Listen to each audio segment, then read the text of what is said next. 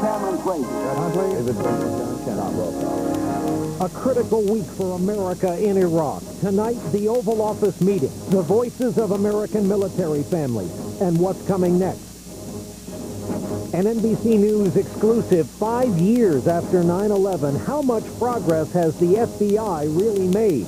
Tapes reveal what critics call stunning ignorance about terrorism. Race and class at the U.S. Supreme Court. When can skin color be used to assign students to public schools? And a grand old ship, a tourist landmark, gets ready to try again. From NBC News World Headquarters in New York, this is NBC Nightly News with Brian Williams. Brought to you tonight with limited commercial interruption by Philips. Good evening. There is every reason to believe that this will be a crucial week where the Iraq War is concerned. After a weekend death toll of 13 Americans in Iraq, while the White House is still explaining the leak of a sensitive memo from its Pentagon chief on Iraq, the president plunged into an important meeting on that topic today. And just 2 days from now, we will hear from the so-called Baker Group that's been studying the war and preparing its final report. It was once thought that their final verdict could provide a kind of political cover for the president, but increasingly there are signals that the White House may not see it that way. We begin our coverage here tonight at the White House with our own David Gregory. David, good evening. Good evening, Brian. The president under great pressure now to course correct in Iraq. Today signals his commitment to find a political solution to end the country's civil war. Your Eminence, welcome back to the Oval Office. The visitor to the Oval Office today was Abdulaziz al-Hakim, the most powerful Shiite leader in the Iraqi parliament. I told him that we're not satisfied with the pace of progress in Iraq. Al-Hakim rejected talk of an international conference for Iraq, insisting Iraqis should be in a position to solve Iraq's problems. Experts say the White House is counting on Shia militia leaders like al-Hakim to stabilize the government of Prime Minister Nouri al-Maliki. At the end of the day, stability in Iraq, political progress in Iraq comes down to a small group of people, including Abdulaziz al-Hakim. This momentous week in Washington comes with the White House on the defensive about another internal war memo leaked to the New York Times. In his candid assessment of the war, Defense Secretary Rumsfeld wrote that what U.S. forces are currently doing in Iraq is not working. It is time for a major adjustment. The often combative defense chief who dismissed war critics in this memo suggested lowering the public's expectation of success. Rumsfeld even suggested redeployment of U.S. troops to border areas or nearby Kuwait. When Democrats like Congressman John Murtha suggested the same, they were accused by this White House of, quote, cutting and running. Rumsfeld submitted his memo 1 day before the election, when the president was attacking Democratic war critics. Second guessing is not a strategy. We have a plan. Stick with us and the country will be better off. Congressman Murtha on Today this morning. And I've said they've been mischaracterizing and misstating this war for the last 2 years. Also today, the White House suffered another setback. Embattled UN Ambassador John Bolton resigned in the face of bipartisan Senate opposition. The White House was seeking to make permanent his recess appointment. Back to the Rumsfeld memo, it shines a light on the internal anxiety in this White House over the war and only sharpens questions now about just how willing the president will be to change his policy in Iraq. Brian, a policy he clearly still believes in. David Gregory will come back to you in just a moment at the White House. But first, we want to return to this Baker report that is due out this Wednesday and what it's going to say and whether or not the White House will choose to embrace the bipartisan report. How will the president take the advice of this group, among others? NBC News Chief Foreign Affairs Correspondent Andrea Mitchell is with us tonight from our Washington Bureau with more on that. Andrea, good evening. Good evening, Brian. Well, when the Baker-Hamilton Group presents its report later this week, many are wondering whether the president will be listening. Against a backdrop of unrelenting violence and loss, including 4 more Marines killed when their helicopters crashed into a lake, what are the chances of a major course correction? Only last week, the president said he would not change policy in Iraq. business about graceful exit just simply has no realism to it at all. We're going to help this government. In the past, the president has been described as unwilling to shift gears. Psychologically, it's hard to imagine George W. Bush saying, gee, you know, I didn't plan to do any of these things that you recommend in this report, but I now see the light. I'm going to change everything. But his national security advisor sounded a lot more flexible yesterday with Tim Russert. The president said we need to make changes. Some of those changes are going to be significant changes. And the president has proved he can be pragmatic. He embraced the 9/11 Commission after opposing it, let Harriet Miers withdraw her nomination to the Supreme Court, accepted former Chief of Staff Andy Card's resignation, and let Donald Rumsfeld go only days after saying his defense chief would stay. Howard Baker helped Ronald Reagan find a graceful exit from the Iran-Contra mess, rescuing Reagan's last 2 years in office.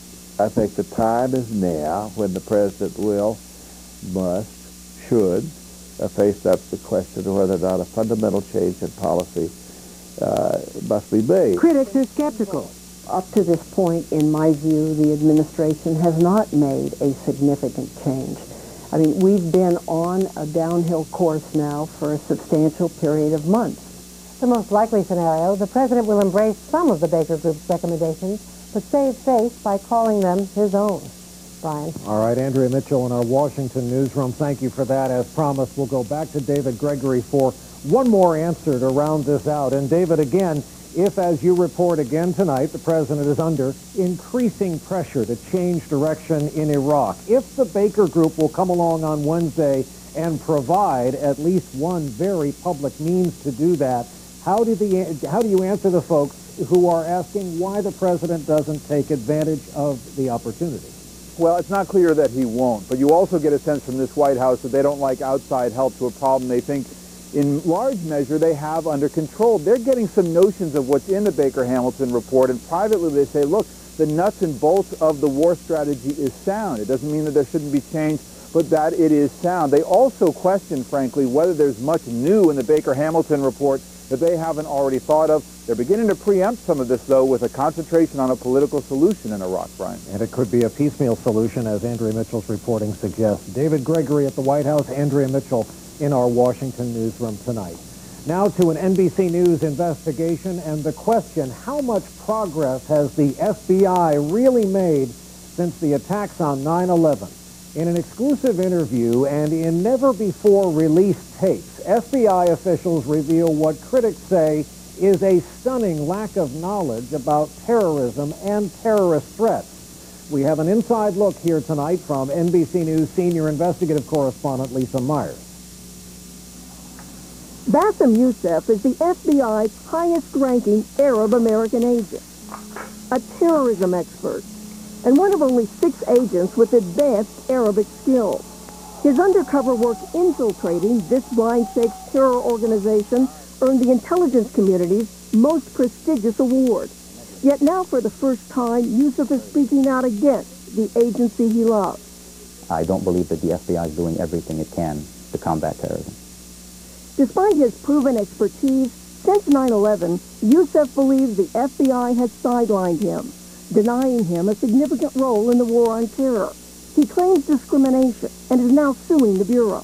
Taped depositions by senior FBI officials in this case have exposed what critics say are stunning shortcomings in the FBI's approach to counterterrorism and a stunning lack of knowledge about the most basic facts of terror.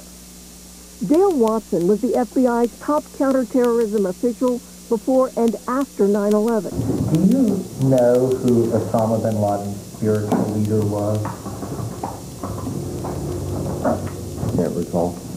Do you know the differences in the religion between Shia and Sunni Muslims? Not technically, no. John Lewis also was a top counterterror official. Does he know the difference between Shias and Sunnis? You know, generally, not very well. Was there any relationship between the first World Trade Center bombing and the 9/11 attacks? I'm aware of no immediate relationship other than it all emanates, out of the Middle East, Al-Qaeda linkage, I believe. Not something I've studied recently that I'm conversing with. Counter-terror experts say such apparent ignorance of the enemy is alarming.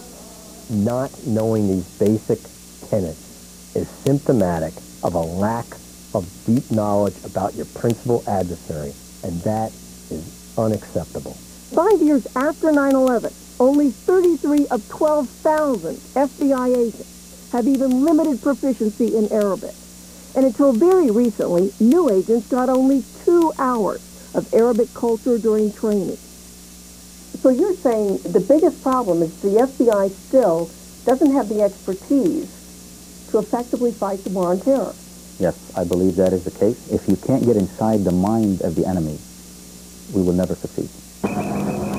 But a senior FBI official claimed it's not necessary to have expertise in Arab culture or even in terrorism to lead the war on terror. It's leadership that matters. The subject matter expertise is helpful, but it is not a prerequisite. It is certainly not what I look for. An FBI spokesman now concedes that expertise does matter and says today's leaders have it. To have that depth of subject matter expertise and the executive and leadership skills is certainly a plus. And I think over time we've developed that at the top. As for Yusuf, the FBI denies any discrimination. Some agents privately grumble that Yusuf has an inflated sense of his own talent. Recently, a Justice Department watchdog ruled that the FBI had improperly blocked Yusuf from getting the counter-terror job. Yusuf says he will not give up his fight. I think every American would do whatever they can to fight terrorism, because we will never forget 9/11. And having worked counterterrorism for so many years, and not to do it, that devastates me. For now, Yusuf has a desk job, a far cry from terrorism's front line. Lisa Myers, NBC News, Washington.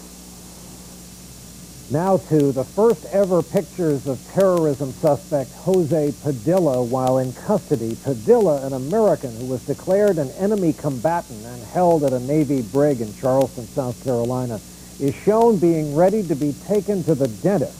His hands and feet were slipped through slots in the door so he could be shackled, and he was forced to wear noise-blocking headphones and blacked-out goggles. Padilla's lawyers say the picture shows harsh treatment he was subjected to, treatment the Pentagon today called humane. Now to a big case before the U.S. Supreme Court today, more than a half-century since the landmark court ruling in Brown versus Board of Education. School boards in this country continue to struggle with the difficult issue of race in this nation's public schools. The issue today was how much can schools do to ensure a mix of students? We get more from NBC News Justice correspondent Pete Williams. Elizabeth Rose wanted to attend the high school closest to her Seattle home, but she didn't get in. Adding another white student would have upset the school's racial balance. Her mother says that's racial discrimination. You feel like you're being punished. And you're being punished because of your skin color. We're going to do distribution of powers.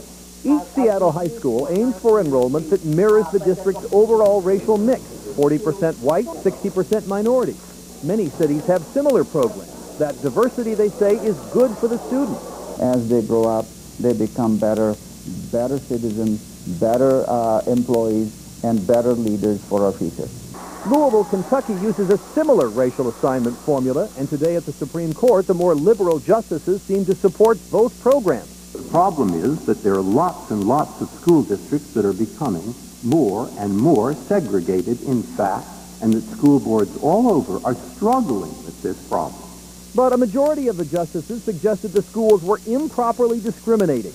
If we, for the first time, say that a system can then turn around and use individual skin color as a basis for assignment. We've never said that, and that takes us on a very perilous course. The civil rights groups worry a ruling could block almost any kind of integration plan. We profess to believe in the value of integrated education. Well, if we believe it, then we have to be able to do something about it. But the court's majority seems prepared to rule that assigning students by race is unconstitutional no matter what the motive. Pete Williams, NBC News at the Supreme Court. In Southern California tonight, a vicious pair of wildfires west of Los Angeles. One of the fires whipped up suddenly. Firefighters were able to put it out. The other destroyed 5 homes and threatened hundreds more. Dry Santa Ana winds had been gusting up to 60 miles an hour last night, but they have died down now, making it easier for crews to attack that fire from the air. In medical news tonight, a major disappointment for pharmaceutical giant Pfizer, which decided over the weekend to stop a clinical trial of a promising new drug for heart disease after the drug apparently caused an increase in deaths in those taking it during the trial. This drug was planned as a successor to Lipitor. Doctors said it would have been the largest-selling medicine in American history had it worked. On Wall Street today here in New York, Pfizer stock took a beating on the news, down 10% or more on the day. The Dow shook that off, however, and still managed a gain of almost 90 points overall. NASDAQ was also up sharply, more than 35 points on the day. By the way, you can now check your stocks, the entire financial world and beyond, on the new website CNBC.com, where this was opening day. We're going to take a break here this Monday night, but it won't be for long. Again, tonight's broadcast is a special version with limited commercial interruption. And so when NBC Nightly News continues for this Monday night, review of the war in Iraq from the home front, from a military town, and from a small state that has suffered big losses. And later, how do you get a 36,000-ton retired aircraft carrier out of the mud? Well, you dig, and then you pull. NBC Nightly News with Brian Williams, brought to you tonight with limited commercial interruption by Philips. Simplicity is the right gift. Wrapped and shipped for free.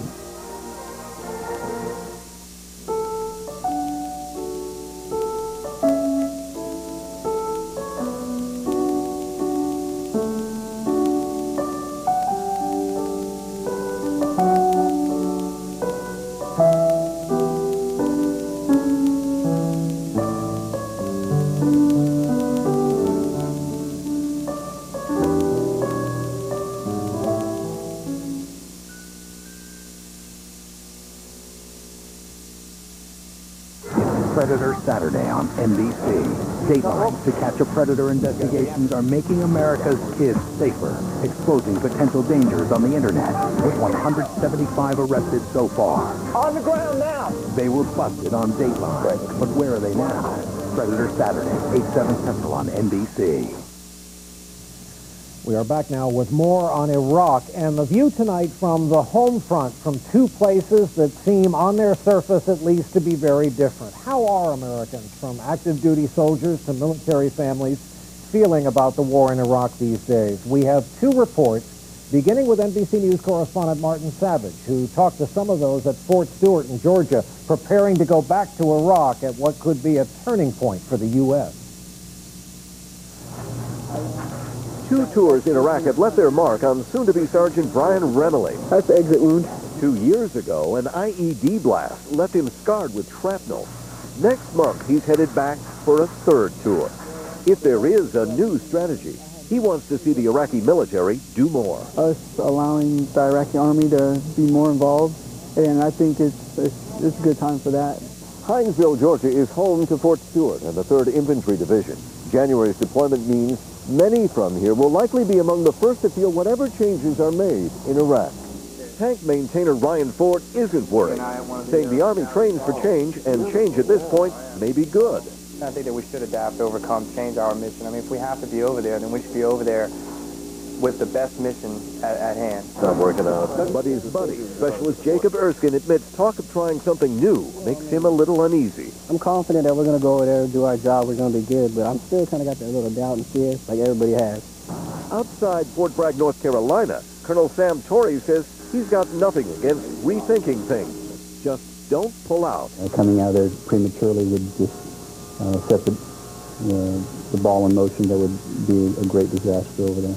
Sergeant Vincent Watkins has already done 3 tours and is readying for a 4th. Like others we spoke with, he's for anything that means fewer troops having to go back. Right now we're losing a lot of troops, and they're dying for a reason, but I'm confused. But I'm going to do my mission regardless. All of the soldiers we spoke with did agree on one point. Of all the options under consideration, quitting shouldn't be one of them. Martin Savage, NBC News, Hinesville, Georgia. Now, from there in Georgia, we go north to Vermont. While it's a small state, it has made the largest sacrifice in the nation in the war in Iraq in terms of the percentage of its population killed in action. NBC News correspondent Dawn Fratangelo spent some time in Vermont recently talking to some of America's military families. For all of you boys. At this VFW hall, the talk is of the fallen. All 28 from the state of Vermont. Families lighting candles for those lost. I'm lighting this candle for my brother. He died for Iraqi freedom. He was a terrific son who was bigger in life. 22-year-old Alan Bean Jr., a member of the Vermont National Guard, was killed May 2004. When it comes to the troops, his parents, Alan and Kim, like many across the nation, are torn between a love of family and a love of country. I'm not for leaving them over there either, but I don't want to bring them back too soon and have to go back again. And I just think they should all come home. Now. Their son's funeral, like so many others here, made front-page news and drew hundreds of mourners. Vermont has a long history of participation in the National Guard. It's a good bonus for a rural income and is a natural extension for the rugged outdoor lifestyle here. Although Vermont is a blue state that opposes the war, it is unsparing in its support of those fighting it. Political science professor Frank Bryan. We may oppose it, but we're not going to do it in such a way that directly hurts our neighbors if we can help it, because we see that pain face to face. That pain is captured in this documentary. Jeffrey knew what he was getting himself into. He was willing to die for his country. Students at Norwich Military University, like Craig McGrath, have interviewed most every Vermont family who's lost someone. It's not them telling you a story, it's them saying, this is what's happening in my life, and you're astonished as to how they can get through it. The project has united these families. It totally turned my whole life around. Into one big family. We lean on one another, we laugh together, we cry together. I'm lighting this candle for my brother. And I really wish I could meet him. This is 10-year-old Adam, who needed a home. Amid all their anguish, the Beans are adopting him. Alan can never be replaced, but you know, you can give another child a chance to have a life. A rural state's unique bond goes on. Dawn Fratangelo, NBC News, Bridgeport, Vermont. Our look at the Homefront and the war in Iraq. Now we'll take another brief break, and after a short message, when we come back, how do you move a beloved piece of New York City? NBC Nightly News with Brian Williams. Brought to you tonight with limited commercial interruption by Philips. Simplicity is the right gift. Wrapped and shipped for free. Simplicity is more news with fewer interruptions. And more Philips gift ideas, wrapped and shipped for free.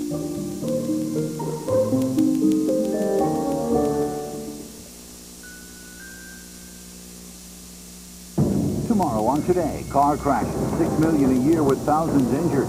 But what if your car could avoid an accident? The incredible new way to drive smart on Today. The realities of postpartum depression. NBC Nightly News tomorrow. Tell us what you think of Nightly News with limited commercial interruption by logging on to our website at nightly.msnbc.com.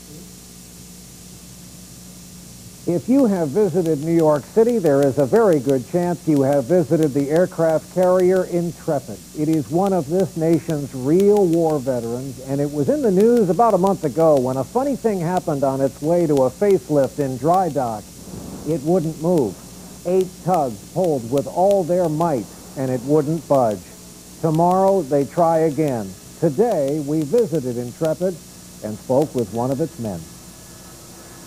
The name is Intrepid. Don't forget that. Intrepid has many meanings, but we are gutsy and we are invincible. So we will be fine anywhere. Ray Stone loves this ship. He served on it back when it was the backbone of the U.S. Navy. back when the Japanese called it the ghost ship because it kept returning mysteriously after being hit so many times. What have you seen this ship survive with your own eyes, Ray? First the torpedoing, that truck, then 5 kamikazes total. So I've seen all of the major damage that's been done to the ship. It's a gray steel monster, 3 football fields long.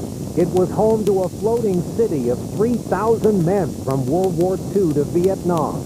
It was a floating airport and was a big welcome mat for all the astronauts who were hauled up on its deck.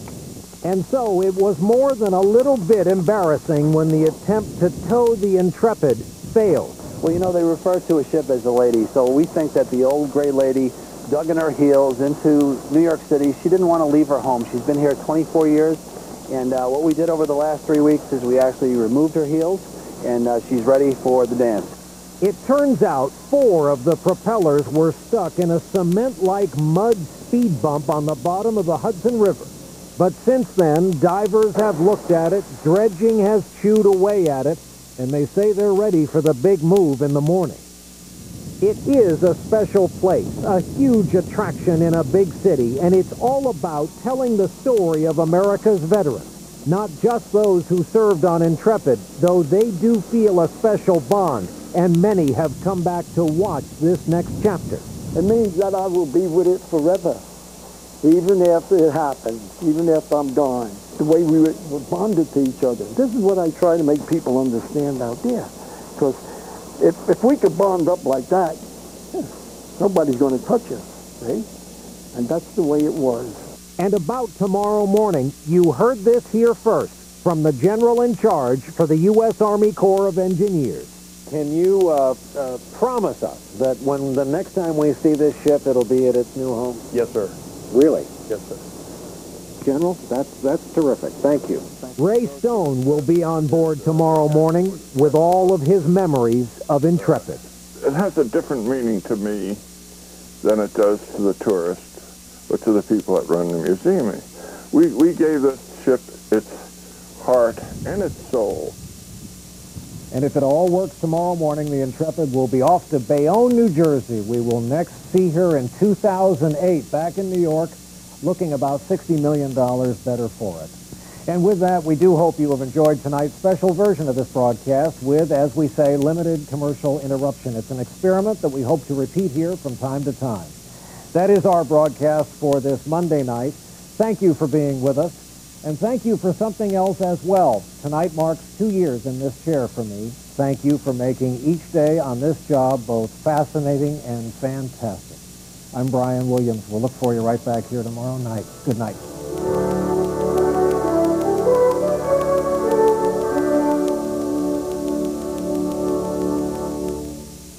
Simplicity is not going mall hopping in search of the perfect gift. Spending holiday time at home, not at the post office. Beautifully wrapped gifts without the hassle. Simplicity is buying Phillips gifts from one single site and getting them all wrapped and shipped for free.